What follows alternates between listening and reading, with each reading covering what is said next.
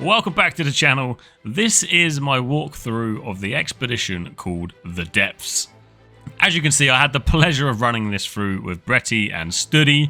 Unfortunately, I was on the NA server, so if you see a little bit of lag, that's where that's coming from.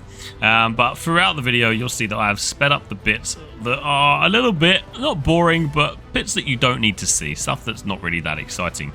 And I've also put chapters within the description below should you want to skip forward to a particular part.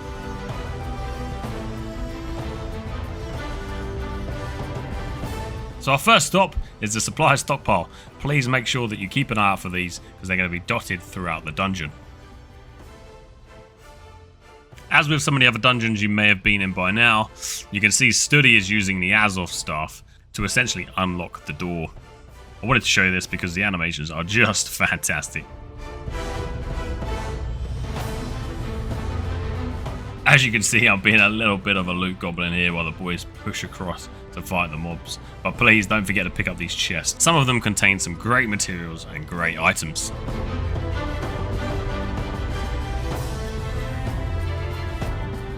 So this is pretty cool. Again, another really visual room within this expedition.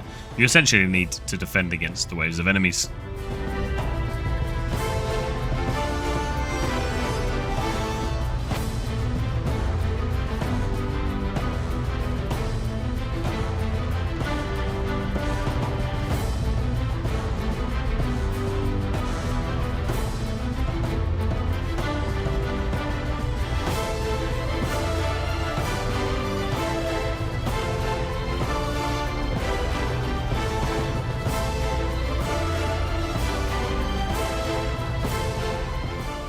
So the first boss you're going to come across in the depths is Archdeacon Azamila.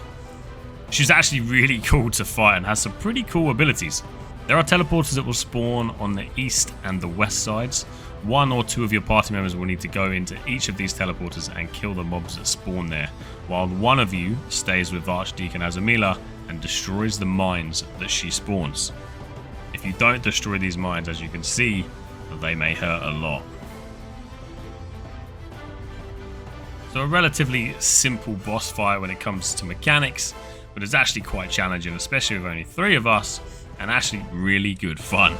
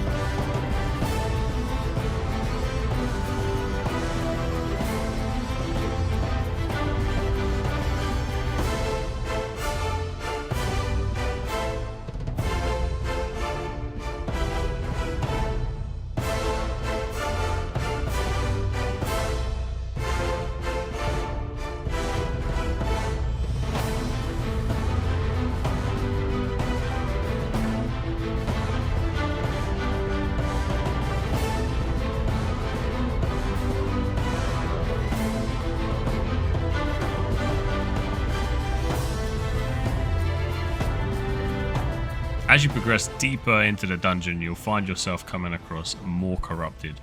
Make sure you destroy these quickly and move on to the next ones. Of course, use the teleporters to push through to the next areas as well.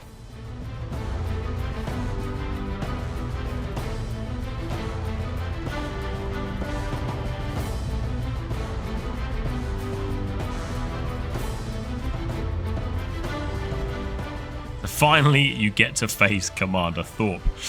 We are level 60. We did get through this relatively quickly. Study turned into a tank.